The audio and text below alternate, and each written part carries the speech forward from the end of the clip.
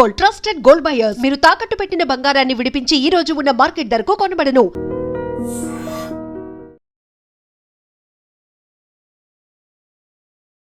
నమస్కారం, welcome to I dream. ధర్మ మార్గం విత్ విజిత కార్యక్రమానికి స్వాగతం.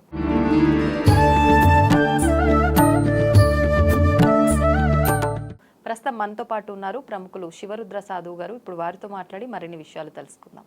నమస్కారం అండి. నమస్కారం అమ్మా. ఆషాఢ మాసం అనగానే మనకు మొదటి వారంలోనే నవరాత్రులు ప్రారంభమవుతాయని చెప్పి ఈ మధ్య కాలంలో వింటున్నాం, గత 3-4 సంవత్సరాల నుంచి. ఈ నవరాత్రులు అనగానే ఆడవాళ్ళందరికీ కూడా నవరాత్రులు అమ్మవారి పూజ ఆరాధన చేస్తే కనుక మాకు అంత శుభం జరుగుతుంది అనుకుంటారు. కానీ ఇవి అందరూ చేయడానికి వీల్లేదు, గుప్త నవరాత్రులు, వీటిని చాలా గోప్యంగా ఉంచాలి అని చెప్పి చెప్తున్నారు. అసలు ఏంటండి ఎవరి వారాహి మాత, ఎందుకు ఈ అమ్మవారిని అందరూ ఆరాధించడానికి పనికిరాదు, నిజంగా ఆరాధించకూడదా, ఇలాంటి విషయాలన్నీ కూడా తెలియజేయండి. యావత్ హైందవ సాంప్రదాయానికి చాలా చాలా చాలా గుప్తంగా, చాలా చాలా గోప్యంగా, విశిష్టంగా పూజలు అందుకోవాలి అని నిర్ణయించుకోబడ్డ ఒకే ఒక్క దేవత వారాహిమాత. వారాహిమాత యొక్క వివరణలు తెలుసుకునే ముందు చరిత్ర అర్థం ఏంటంటే అమ్మ, రక్తబీజుడు అనే ఒక రాక్షసుడు, రక్త బీజుడు అంటే బీజం అంటే మీకు తెలిసింది సీడ్, రక్తం అంటే రక్తంతో ఒక బీజం ఉన్నవాడు అనమాట. మహాముఖంటి యొక్క వరంతో విర్రవీగుతూ ఎవరిని పడితే వారిని ఇబ్బంది పెడుతూ, ఆడవాళ్ళని కానీ ఇంకా కుటుంబాలతో ఈ సాధు సత్పురుషులని కానీ దేవీ దేవతలను కానీ ఇబ్బంది పెడుతూ ఉంటాడు. ఆయనకి మరణం ఉండదు.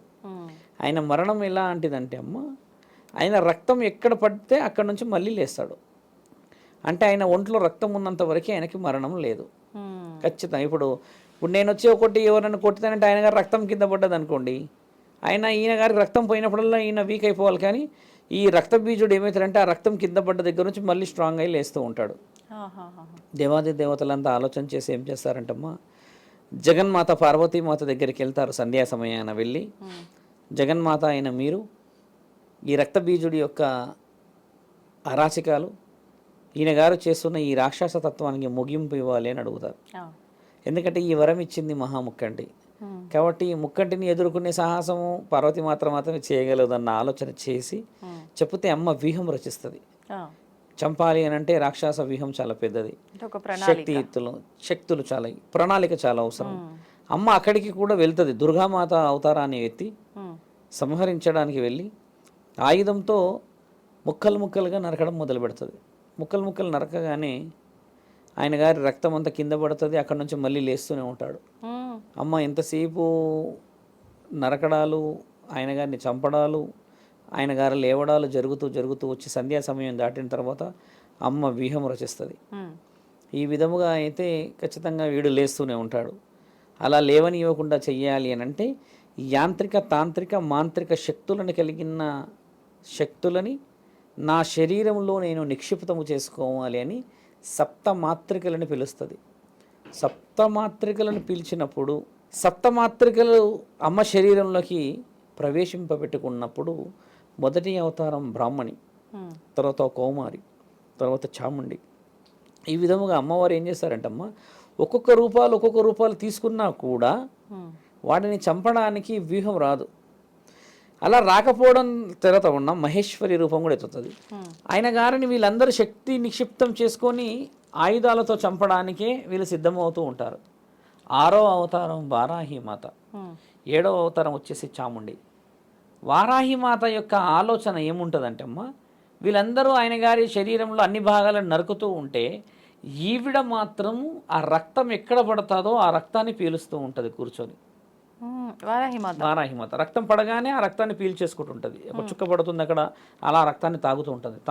అలా తాగి ఆఖరి బొట్టు వరకు ఆ రక్తాన్ని తాగుతున్నట్టుగా మిగతా దేవతలు పసిగట్టారు. అంటే గుప్తంగా, అంటే వెరీ సీక్రెట్గా జరుగుతూ ఉంటుంది అది. లాస్ట్ రక్తపు బొట్టు పడ్డాక ఆ రాక్షసుడు నేల కొరిగిన తర్వాత దేవాది దేవతల హర్షం వ్యక్తపరిచి చూస్తే వారాహిమాత 6వ రూపం నుంచి వాడి రక్తం మొత్తం తాగేసేసి ఆ శరీరాన్ని, వాడిని కంప్లీట్గా ఒక స్థితిని చూపిస్తుంది. అంటే వాళ్ళు ఒక పనిలో ఉన్నప్పుడు అమ్మ ఇక్కడ రక్తం తాగుతుందని ఈ దేవతలు కూడా కనిపెట్టే పరిస్థితిలో ఉండరు. ఎందుకంటే యుద్ధం కదమ్మా అది. రాక్షసుడు కూడా ఇక్కడ ఇది జరుగుతుందన్న సంగతి కనిపెట్టకుండా ఆయన ఉద్భవిస్తూ ఉంటుంటాడు. కానీ ఇలా రక్తం తాగింది కాళీమాత అని అంటుంటారు. లేదంటే వారాహి మాత విషయ వివరణ కూడా ఏంటంటమ్మా, రక్తం తాగిన వ్యవహారం మంచి ప్రశ్న వేశారు. అమ్మ రక్తం డైరెక్ట్గా తాగలేదు కాళిక మాత. తెలివిగా పోవాల్సిన విషయం ఏంటంటే, అమ్మ తలలు ఇలా తీసి పుర్రెని ఇలా పట్టి ఈ చేతులతో ఇలా కింద కంచాన్ని పడుతుంది ఇట్లా, అందులో అలా ఒక కింద అది పడుతుంది, అంటే ఈ బ్రెయిన్ అనుకోవచ్చు. అది అలా పడ్డప్పుడు అమ్మ అది స్వీకరించింది ఇలా కనిపిస్తుంది చిత్రాలు. మీరు గమనించాలి, అంత వైల్డ్గా మనకు చూపించారు. యాక్చువల్లీ అమ్మ చేసే తల తీసిన తర్వాత ఆ రక్తాన్ని స్వీకరిస్తుంది. ఒక మన ఎలా చెప్పొచ్చు, ఒక కంచం లాంటి దాంట్లో ఆ పుర్రెలన్నింటినీ అమ్మ స్వీకరించి శరీరం మీద వేసుకుంది అని అంటారు కాళిక మాతది. కానీ ఇక్కడ ఏంది, రక్తం కింద పడినది వారాహి మాత స్వీకరించడం వేరు, సంహరణ చేసిన రక్తాన్ని స్వీకరించడం వేరు. ఇక్కడ ఈ సప్త శక్తులు వస్తాయి కదమ్మా, అలా వచ్చినప్పుడు అమ్మ ఏం చేస్తుంది, మిగతా దేవాది దేవతలు ఈ రక్తబీజుడి యొక్క అంతం వారాహి మాతతోనే జరిగింది కాబట్టి ఆవిడ యాంత్రిక మాంత్రిక శక్తులు. ఇక్కడ మిగతా దేవతలు ఏం చేస్తారంటమ్మా, ఈయన గారి రక్తం పడుతున్నప్పుడు కానీ శరీరపు అట్లా కోసినప్పుడు ఏంటంటే అక్కడక్కడ ముక్కలు పడతాయి కదమ్మా, వాటిని యంత్రాల ద్వారా బంధిస్తూ ఉంటారు, అవి మళ్ళీ కలవకుండా.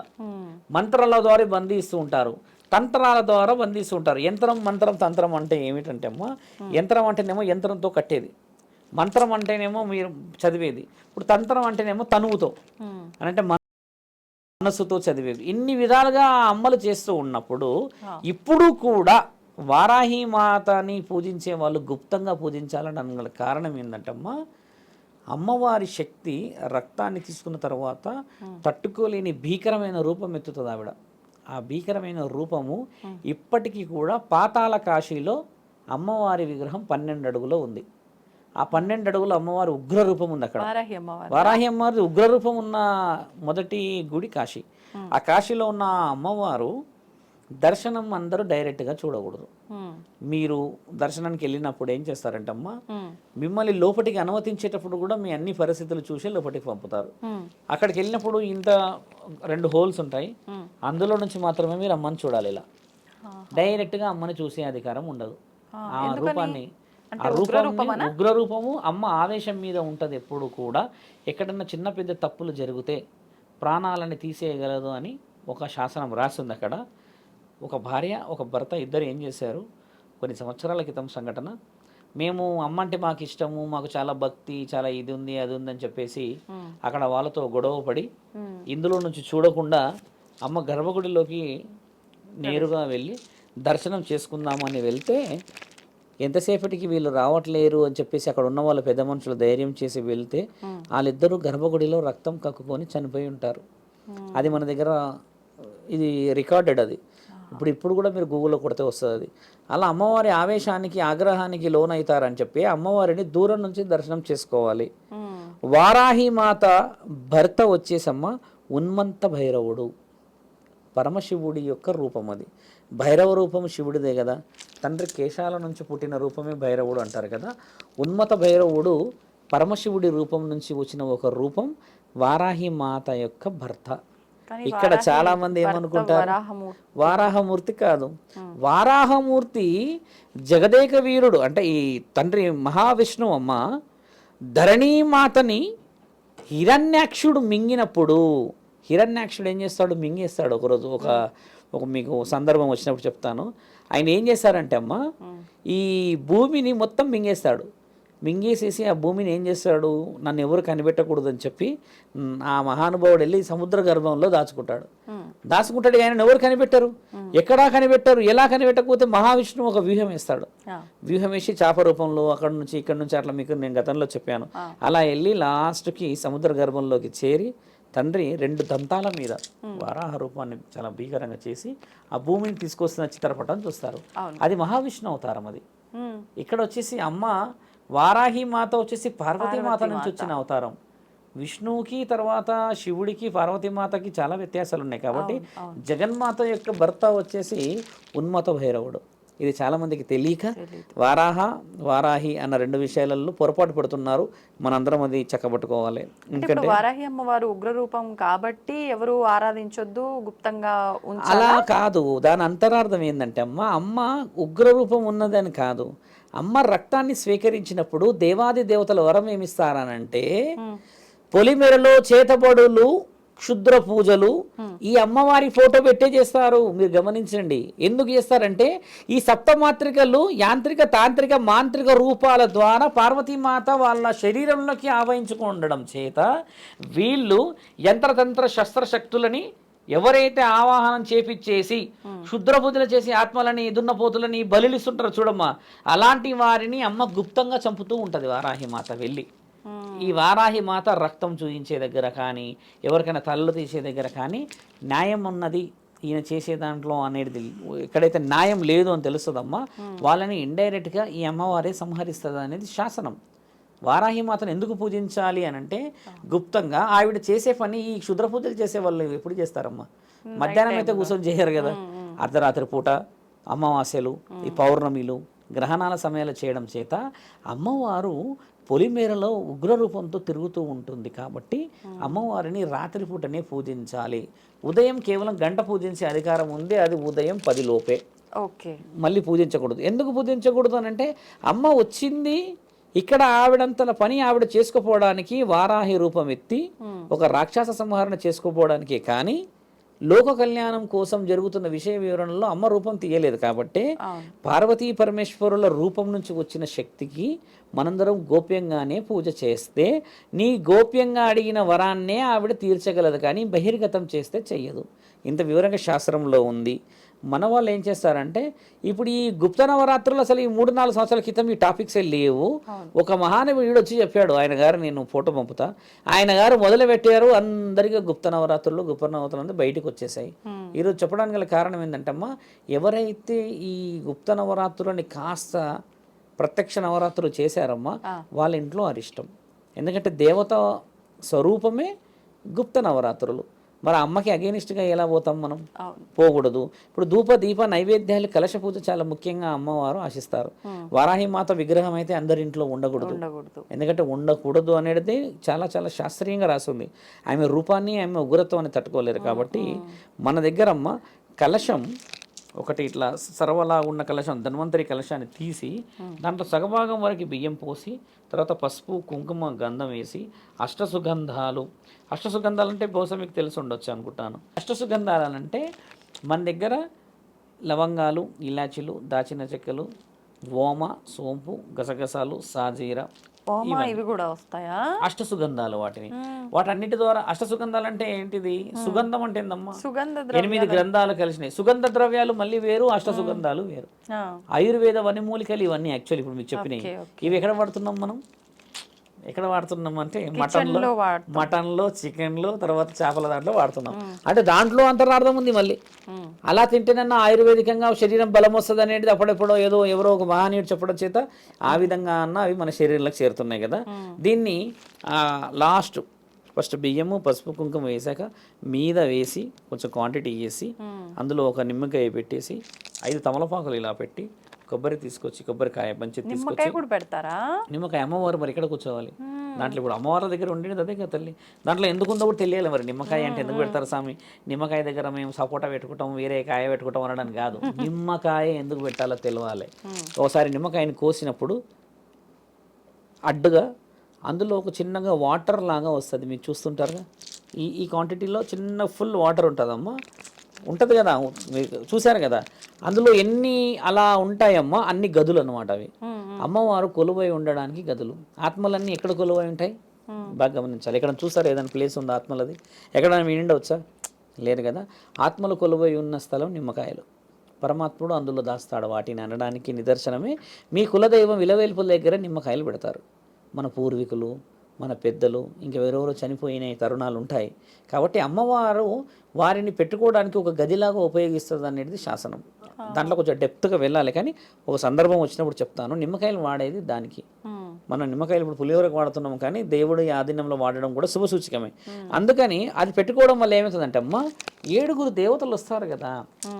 ఇప్పుడు మొదట బ్రాహ్మణి, ఇంద్రాణి, కౌమారి, మహేశ్వరి, తర్వాత వారాహి, చాముండి, 7 వచ్చినప్పుడు మరి 7కి ఒక స్థావరం అవసరం కదా. వరాహి మాత అయితే ఎలాగో ఇంట్లో ఉంటుంది కాబట్టి పార్వతి మాత, దుర్గామాత రూపాల నుంచి రావడం చేత ఒక స్థితిగతులకి ఒక పరిస్థితి. అది అందరి ఇంట్లో విగ్రహం ఉంటేనేమో ఆ పరిస్థితులు వేరు, లేని వారి ఇంట్లో చెప్తున్నా అమ్మా ఇది.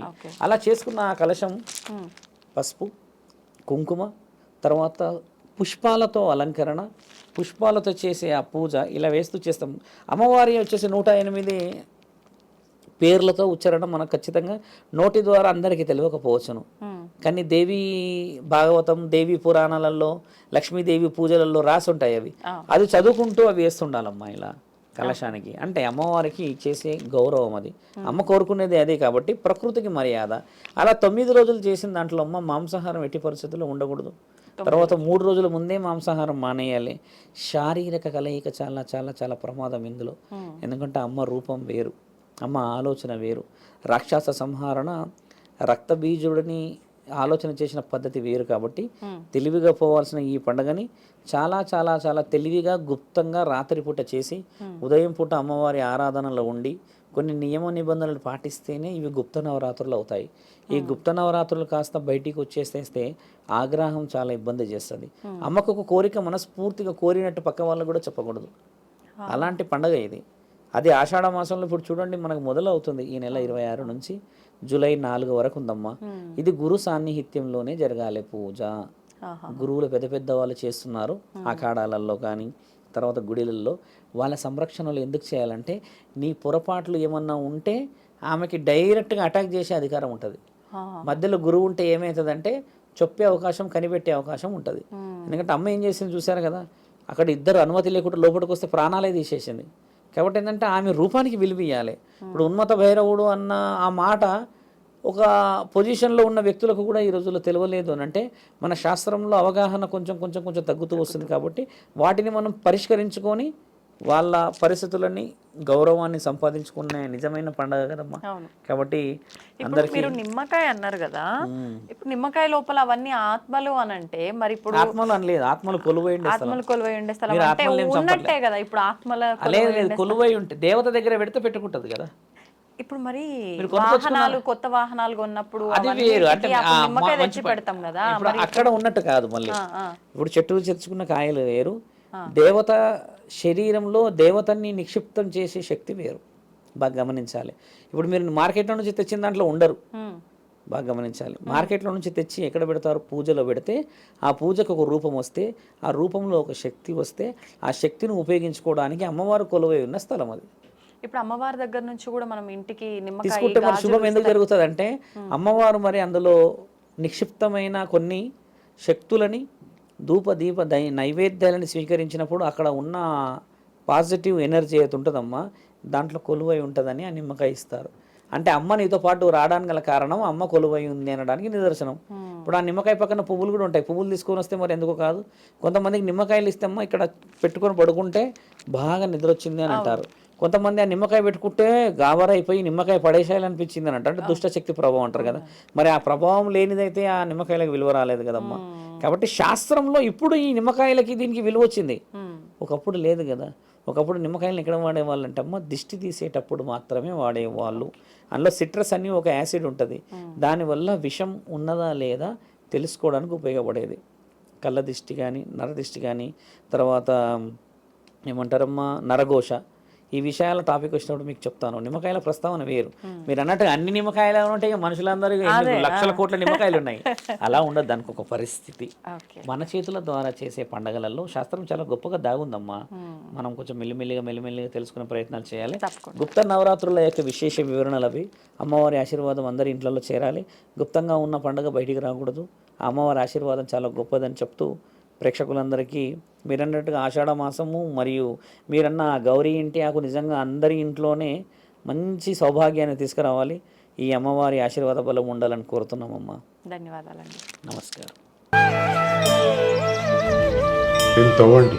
తవ్వుతూనే శివలింగం సరే దాన్ని అట్లా కప్పేసేయండి, చూపించదండి. మూర్తి పూజ కాదు, సాక్షాత్ బ్రజేంద్ర నందన భగవాన్ ఉన్నారు మూర్తులు. ఏమీ ఆశించకుండా ఆరాధించే వాళ్ళు కూడా ఉన్నారా ప్రభుజీ? నిజమైన భక్తి అంటే మనకు తెలియదు కాబట్టి